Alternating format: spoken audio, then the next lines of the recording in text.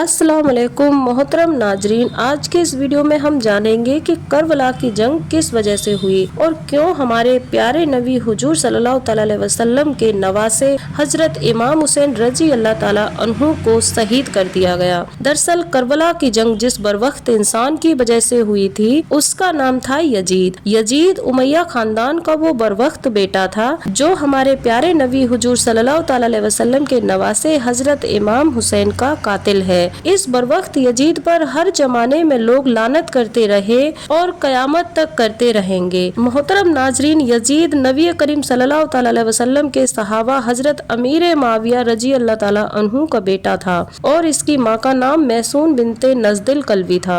हजरत अमीर माविया के यहाँ 25 हिजरी को इस बरवक्त यजीद की पैदाइश हुई।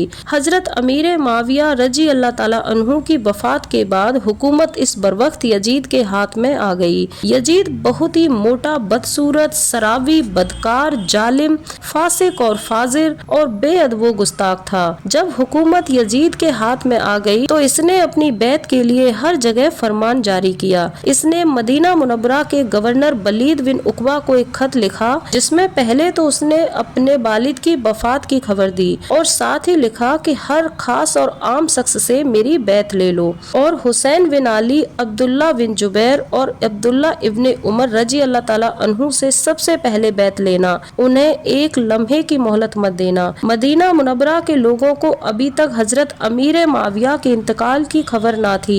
यजीद के हुक्मनामे से वलीद बहुत घबराया क्योंकि वो जानता था हुसैन इब्ने अली, अब्दुल्ला बिन जुबैर और अब्दुल्ला इब्ने उमर से बैत लेना आसान नहीं था। इसी बात के सिलसिले में मदीना मुनव्वरा के गवर्नर वलीद ने मशवरे के लिए मरवान बिन हिकम को बुलवाया। यहाँ हम आपको बता दें कि मरवान बिन हिकम वो शख्स है जब उसकी पैदाइश हुई तो उसे हुजूर सल्लल्लाहु अलैहि वसल्लम की खिदमत में तहनीक यानी कोई चीज चबाकर नरम करके खिलाने के लिए लाया गया। तो नबी करीम सल्लल्लाहु अलैहि वसल्लम ने फरमाया कि ये गिरगिट का बेटा गिरगिट है। बुखारी, नसाई और इब्ने अबी हातिम बयां करते हैं कि हजरत आयशा सिद्दीका रजी अल्लाह ताला अन्हु ने फरमाया, जिसका तर्जुमा है यानी नबी करीम सल्लल्लाहु अलैहि वसल्लम ने मरवान के बाप हिकम पर लानत फरमाई। मदीना मुनव्वरा का गवर्नर वलीद उस शख्स से मशवरा ले रहा था जिसके बाप और खुद उस पर हमारे प्यारे रसूल ने न सिर्फ लानत फरमाई बल्कि उसके बाप को मदीना मुनव्वरा से बाहर निकाल दिया और ताइफ में रहने का हुक्म फरमाया। अब जरा सोचो कि ऐसा बरवक्त शख्स मरवान अच्छाई का मशवरा कैसे दे सकता है। इसीलिए मरवान ने मदीना मुनव्वरा के गवर्नर को कहा कि हजरत इमाम हुसैन, अब्दुल्ला बिन जुबैर और अब्दुल्ला इब्ने उमर इन तीनों को अभी के अभी यहाँ बुलाओ और बैत के लिए कहो। अगर वो बैत के लिए मान जाएं तो बेहतर है, वरना तीनों को कत्ल करवा दो। मरवान के इस घिनौने मशवरे के बाद वलीद ने तीनों हजरात को बुलावा भेजा। हजरत इमाम हुसैन रजी अल्लाह ताला अन्हु वलीद के यहाँ तशरीफ लाए और बुलावे की वजह पूछी। वलीद ने यजीद का हुक्मनामा हजरत इमाम हुसैन को सुना दिया। आप हजरत इमाम हुसैन ने यजीद की बैत करने से साफ इनकार कर दिया क्योंकि यजीद आपके नजदीक मुसलमानों की इमामत और हुकूमत के हरगिज लायक नहीं था, क्योंकि आप यजीद को जानते थे कि वो फासिक और फाजिर है, शराबी है और जालिम है। अगर हजरत इमाम हुसैन यजीद की बैत कर लेते तो वो तमाम दुनिया की दौलत आपके कदमों में डाल देता, लेकिन आपके बैत कर लेने से यजीद की बदकारी जायज हो जाती और इस्लाम का कानून बिगड़ जाता। आज जो मुसलमान हक ईमान पर हैं, आपके बैत कर लेने से वो सब ईमान से हट जाते और दीन में ऐसा फसाद पैदा हो जाता जिसको दूर करना नामुमकिन हो जाता। बहरहाल आप यजीद की बैत के लिए तैयार ना हुए। वलीद ने शाम को फिर से आपके पास बुलावा भेजा तो आपने आने से साफ इनकार कर दिया और उसी रात आप अपने पूरे परिवार के साथ मदीना मुनव्वरा से मक्का शहर के लिए रवाना हो गए। मोहतरम नाजरीन, मदीना मुनव्वरा को छोड़ना हजरत इमाम हुसैन रजी अल्लाह ताला अन्हु के लिए आसान नहीं था, क्योंकि ये शहर आपके नाना नबी करीम सल्लल्लाहु अलैहि वसल्लम का पसंदीदा शहर है, जिसके लिए खुद हुजूर पाक इरशाद फरमाते हैं, जिसका तर्जुमा है यानी नबी अपनी पसंदीदा जगह पर ही इंतकाल फरमाते हैं और रसूल कायनात हुजूर सल्लल्लाहु अलैहि वसल्लम का विसाल मदीना मुनव्वरा में हुआ। اس سے معلوم ہوتا ہے کہ حضور کا سب سے پسندیدہ شہر مدینہ منورہ ہے، اور جب حضور کو وہ شہر سب سے زیادہ پیارا ہے تو حضرت امام حسین رضی اللہ تعالیٰ عنہ کو بھی وہی شہر سب سے زیادہ پیارا ہے، مگر حالات نے اس پیارے شہر کو آپ کو چھوڑنے پر مجبور کر دیا۔ اہل بیت کا یہ چھوٹا سا مقدس قافلہ شہر مدینہ چھوٹ جانے کے غم میں روتا ہوا گھروں سے نکل پڑا۔ حضرت امام حسین رضی اللہ تعالیٰ عنہ اپنے نانا جان کے روضۂ انور پر آخری سلام عرض کرنے کے لیے حاضر ہوئے۔ جب حضرت امام حسین اپنے نانا جان کے روضۂ انور پر آخری سلام کے لیے حاضر ہوئے ہوں گے تو اس وقت آپ کی کیفیت کیا ہوئی ہوگی؟ اس میں کوئی شک نہیں کہ اس وقت آپ کی آنکھوں سے آنسوؤں کی بارش ہوئی ہوگی اور عرض کیا ہوگا کہ نانا جان، میں آپ کا مقدس شہر چھوڑ کر جا رہا ہوں، مجھے جانے کی اجازت دیجیے۔ اور آپ کے نانا جان نبی کریم صلی اللہ تعالی علیہ وسلم، جنہوں نے اپنی گود میں آپ کی پرورش کی تھی، اس وقت روضۂ انور میں آپ کا کیا حال ہوا ہوگا؟ اس کا خیال اہل محبت کے دلوں کو ٹکڑے ٹکڑے کر دیتا ہے۔ آپ حضرت امام حسین نے اپنے نانا جان کو الوداع کہا اور ڈوبتے ہوئے دل سے مدینہ منورہ پر حسرت بھری نگاہیں ڈالتے ہوئے مکہ شریف کی طرف روانہ ہو گئے۔ یہ واقعہ 4 ساون 60 ہجری کا ہے۔ جب آپ مکہ شریف پہنچ گئے اور آپ کے تشریف لانے کی لوگوں کو خبر ہوئی تو جھنڈ کے جھنڈ لوگ آپ کی خدمت میں آنے لگے اور آپ کی زیارت کا شرف حاصل کرنے لگے۔ آپ حضرت امام حسین مکہ شریف میں ایک پناہ گزین کی حیثیت سے رکے رہے، نہ آپ نے یزید کے خلاف کسی سے بیعت لی اور نہ ہی اپنے لیے کسی لشکر کا سہارا لیا۔ کچھ دن بعد آپ کو کوفیوں کے ڈھیر سارے خط آنے لگے۔ یہاں ہم آپ کو بتا دیں کہ کوفہ شہر کی بنیاد اس وقت رکھی گئی جب 14 ہجری سے 16 ہجری تک کرسیہ فتح ہونے کے بعد مسلمانوں کی فوج عراق میں بس گئی اور مدینہ منورہ کا ماحول ان کی سمجھ میں نہ آنے لگا تو صحابی رسول حضرت سعد بن وقاص رضی اللہ تعالیٰ عنہ کے حکم سے یہ جگہ تلاش کی گئی اور مسلمانوں کے لیے گھر بنوائے گئے۔ پھر آپ 17 ہجری میں اپنی فوج کے ساتھ مدینہ سے نکل کر یہاں بس گئے۔ اس طرح کوفہ شہر وجود میں آیا۔ حضرت علی رضی اللہ تعالیٰ عنہ کے زمانے سے ہی کوفہ شہر آپ کے چاہنے والوں کا ٹھکانہ تھا۔ وہاں کے لوگ حضرت امیر معاویہ کی حکومت کے زمانے میں ہی حضرت امام حسین رضی اللہ تعالیٰ عنہ کے پاس کوفہ آنے کا بلاوا بھیج چکے تھے، لیکن آپ نے مدینہ منورہ کو چھوڑ کر کوفہ جانے سے صاف انکار کر دیا تھا۔ لیکن جب کوفہ کے لوگوں کو معلوم ہوا کہ حضرت امیر معاویہ کا انتقال ہو چکا ہے اور حکومت ان کے بیٹے یزید کے ہاتھ میں آ گئی ہے اور آپ حضرت امام حسین نے یزید کی بیعت لینے سے صاف انکار کر دیا ہے اور آپ مدینہ منورہ کو چھوڑ کر مکہ شریف چلے گئے ہیں، تب کوفیوں نے آپ کو ڈھیر سارے خط لکھے۔ ان خطوں میں لکھا ہوا تھا کہ اے امام حسین، آپ کوفہ تشریف لے آئیں، یہاں پر یزید کا ظلم و ستم بڑھتا جا رہا ہے، ہم آپ سے ہی بیعت کریں گے، یزید کی بیعت ہمیں ہرگز قبول نہیں ہے۔ آپ حضرت امام حسین نے حالات کو سمجھنے کے لیے اپنے بھائی مسلم بن عقیل رضی اللہ تعالیٰ عنہ کو یہ کہہ کر کوفہ بھیجا کہ جاؤ اور وہاں کے حالات اچھے سے معلوم کرو۔ تو حضرت مسلم بن عقیل رضی اللہ تعالیٰ عنہ کوفہ پہنچے تو وہاں کے لوگوں نے بڑے ہی احترام کے ساتھ آپ کا استقبال کیا۔ حضرت مسلم بن عقیل کے ہاتھوں 18,000 لوگوں نے بیعت کر لی۔ تو حضرت مسلم بن عقیل نے اپنے بھائی حضرت امام حسین کو ایک خط لکھا جس میں آپ نے بتایا کہ یہاں کے حالات بالکل صحیح ہیں اور 18,000 لوگوں نے بیعت بھی کر لی ہے، لہٰذا آپ کوفہ جلد سے جلد تشریف لے آئیں۔ جب یزید کو یہ بات معلوم چلی کہ 18,000 لوگوں نے حضرت امام حسین کی بیعت لے لی ہے تو اس نے فوراً ان لوگوں کو دھمکیاں دیں جس سے وہ لوگ اپنی بات سے مکر گئے اور حضرت مسلم بن عقیل کو شہید کر دیا گیا۔ یزید کی دھمکیوں سے کوفہ کے حالات اس قدر بدل چکے تھے کہ جو لوگ حضرت مسلم بن عقیل سے محبت کا دعویٰ کر رہے تھے اب وہی لوگ آپ کی جان کے دشمن بن گئے۔ وہیں دوسری طرف مکہ میں مسلم بن عقیل کا بھیجا ہوا خط حضرت امام حسین تک پہنچ چکا تھا۔ افسوس کہ اس خط میں لکھا ہوا تھا کہ کوفہ کے حالات بہت اچھے ہیں، آپ جلد سے جلد تشریف لے آئیں، لہٰذا حضرت امام حسین نے فوراً کوفہ جانے کی تیاری شروع کر دی۔ حضرت امام حسین اپنے تمام اہل خاندان کے ساتھ کوفہ کے لیے روانہ ہو گئے۔ جب آپ کوفہ شہر کے بالکل قریب پہنچ گئے تب آپ کو حضرت مسلم بن عقیل کی شہادت اور کوفہ کے لوگوں کی بے وفائی کی خبر ملی۔ آپ حضرت امام حسین واپس ہونے کی سوچتے اس سے پہلے یزیدی فوج نے آپ کو گھیر لیا۔ حضرت امام حسین نے فوج یزید سے کہا کہ اگر تم لوگ چاہتے ہو کہ میں کوفہ میں نہ آؤں تو مجھے واپس جانے دو، میں تو تمہارے بلانے پر ہی کوفہ شہر آیا تھا۔ فوج یزید نے حضرت امام حسین کی بات مان لی اور انہیں واپس جانے دیا۔ آپ حضرت امام حسین نے اپنے چھوٹے سے قافلے کے ساتھ اپنا راستہ بدل لیا۔ چلتے چلتے آپ ایک چٹیل میدان میں پہنچ گئے تو آپ نے ایک شخص سے پوچھا کہ یہ کون سی جگہ ہے؟ اس شخص نے کہا اس جگہ کو کربلا کہا جاتا ہے۔ حضرت امام حسین رضی اللہ تعالیٰ عنہ نے اپنے تمام لشکر کو حکم دیا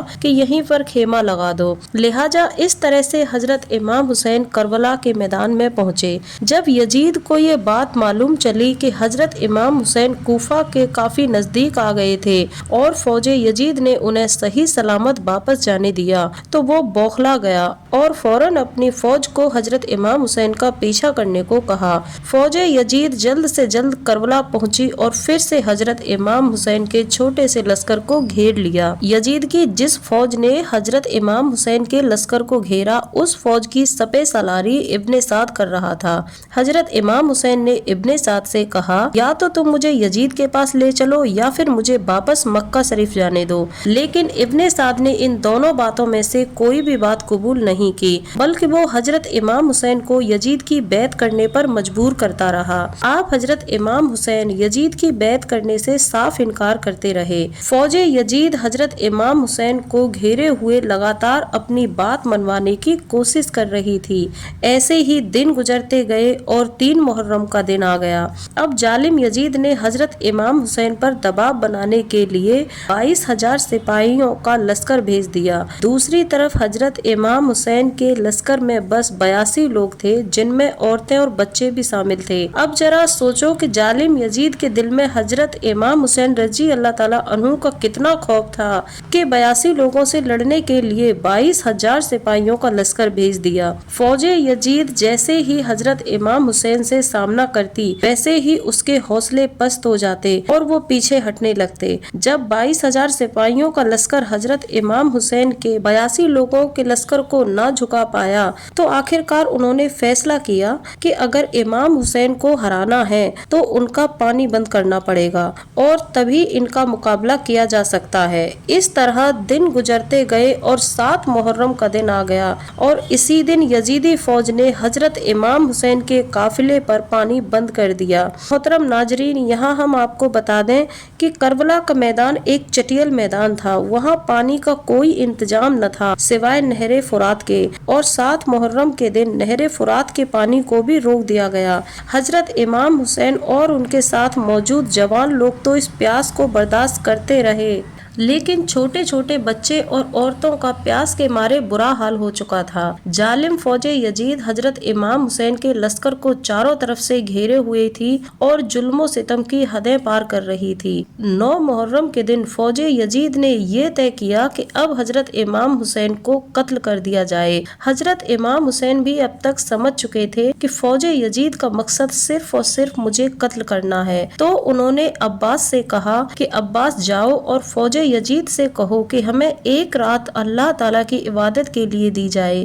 جب حضرت عباس نے ایک رات کی مہلت کے لیے کہا تو انہوں نے آپ کی بات مان لی۔ اس کے بعد حضرت امام حسین نے اپنے تمام خیمے والوں کو ایک جگہ پر اکٹھا کیا اور کہا کہ یہ بات تو طے ہے کہ یہاں پر موجود سبھی لوگ 2 دن کے اندر میرے ساتھ شہید کر دیے جائیں گے، اسی لیے آپ لوگوں میں سے جو بھی واپس مکہ شریف لوٹنا چاہتا ہے وہ لوٹ جائے، کیونکہ یزید کا مقصد صرف مجھے قتل کرنے کا ہے، آپ کو نہیں۔ اگر آپ لوگ میرے ساتھ بنے رہو گے تو آپ بھی شہید ہو جاؤ گے۔ اتنا کہنے کے بعد آپ حضرت امام حسین نے خیمے میں جل رہے سبھی دیوں کو بجھوا دیا اور اندھیرا کروا دیا تاکہ جو بھی جانا چاہے وہ بنا شرمندگی کے جا سکے۔ تھوڑی دیر بعد جب دیوں کو دوبارہ جلایا گیا تو سارے کے سارے لوگ وہیں بیٹھے ہوئے تھے اور آنسو بہا رہے تھے، یعنی کوئی بھی حضرت امام حسین کو اکیلا چھوڑ کر جانے کو تیار نہ ہوا۔ آخر کار 10 محرم کا دن آیا اور حضرت امام حسین اور فوج یزید کے بیچ جنگ ہونا شروع ہو گئی۔ ایک طرف فوج یزید کا بڑا لشکر اور دوسری طرف حضرت امام حسین کے ساتھ صرف 72 لوگ تھے۔ فوج یزید بڑی بے رحمی रहमी से हजरत इमाम हुसैन के छोटे से लश्कर पर हमला बोल देती है और हजरत इमाम हुसैन के साथियों को शहीद करने लग जाती है। कभी हुर शहीद होते तो कभी कासिम शहीद होते, कभी अली अकबर शहीद होते तो कभी ओन मोहम्मद शहीद होते। 3 दिन के प्यासे हजरत इमाम हुसैन के घर वाले फौजे यजीद से जंग करते रहे और एक एक करके शहीद होते गए। हजरत अब्बास अलमबरदार से हजरत इमाम हुसैन के 6 महीने के बेटे अली असगर की प्यास नहीं देखी गई। आपने एक मस्कीजा लिया और घोड़े पर सवार होकर नहरे फुरात के किनारे पहुंच गए और आपने मस्कीजा को पानी से भर लिया। लेकिन जब आप पानी लेकर वापस लौटने लगे तो यजीदी फौज ने आप पर लगातार तीर बरसाना शुरू कर दिया। हजरत अब्बास जब तक हजरत इमाम हुसैन के खेमे तक पहुंच पाते तब तक यजीदी फौज ने लगातार तीर चलाकर हजरत अब्बास को शहीद कर दिया था। इसी तरह एक एक करके तमाम अहले बैत के नौजवान शहीद हो गए। अल्लाह अकबर। अब बस हजरत इमाम हुसैन ही बाकी बचे थे जो जालिम यजीद की फौज का अकेले ही सामना कर रहे थे। हजरत इमाम हुसैन के तन्हा होने के बावजूद भी आपके मुकाबले में कोई भी नहीं आना चाहता था और उसकी सिर्फ एक ही वजह थी कि आप हजरत अली हैदर कर्रार के बेटे थे। यजीदी फौज ये अच्छे से जानती थी कि हम किसी भी तरह से हजरत अली के बेटे का मुकाबला नहीं कर सकते। इसीलिए यजीदी फौज के सपे सालार ने तमाम सिपाहियों को इमाम हुसैन के ऊपर एक साथ हमला करने का हुक्म दिया। तो तमाम फौजे यजीद के सिपाही हजरत इमाम हुसैन पर एक साथ मिलकर हमला करने लगे। लेकिन इसके बावजूद भी हजरत इमाम हुसैन लगातार ये साबित कर रहे थे कि बातिल चाहे तादाद में कितना भी हो लेकिन वो हक और सच के मुकाबले बिल्कुल टिक नहीं सकता। जब हुसैनियत और यजीदियत के बीच सबसे खतरनाक जंग चल रही थी उसी वक्त नमाजे असर का वक्त हो गया। हजरत इमाम हुसैन ने ऐसे मुश्किल वक्त में बेहद जख्मी हालात में असर की नमाज पढ़ने का इरादा किया जबकि चारों तरफ से लगातार हमला हो रहा था। हजरत इमाम हुसैन ने जैसे ही असर की नमाज पढ़ना शुरू किया और जैसे ही आप सजदे में गए वैसे ही यजीदी फौज के एक सिपाही सिमरजल जोसन ने आपकी गर्दन पर तलवार चलाकर आपके सर मुबारक को जिस्म से जुदा कर दिया। हजरत इमाम हुसैन की शहादत के बाद आपके सर मुबारक को नेजे पर रखकर पूरे कूफा शहर की गली गली में जुलूस निकाला गया। अल्लाह अकबर। इसके बाद हजरत इमाम हुसैन के काफिले की तमाम औरतों को बंदी बनाकर कूफा शहर लाया गया। करबला की इस जंग में हजरत इमाम हुसैन के घर वालों में से सिर्फ आपकी एक औलाद बची थी जिनका नाम हजरत जैनुल आबिदीन था। मोहतरम नाजरीन, भले ही हजरत इमाम हुसैन को बेरहमी से शहीद किया गया लेकिन आज भी हजरत इमाम हुसैन रजी अल्लाह ताला अन्हु पूरी दुनिया में कयामत तक के लिए जिंदा हैं। हजरत इमाम हुसैन ने हक, ईमान और इस्लाम के लिए खुद को और अपने घर वालों को कुर्बान कर दिया और मैदान जंग में भी नमाज अदा करके हम मुसलमानों को ये हिदायत दी है कि नमाज किसी भी हाल में छोड़ना जायज नहीं है। लब्बैक या हुसैन।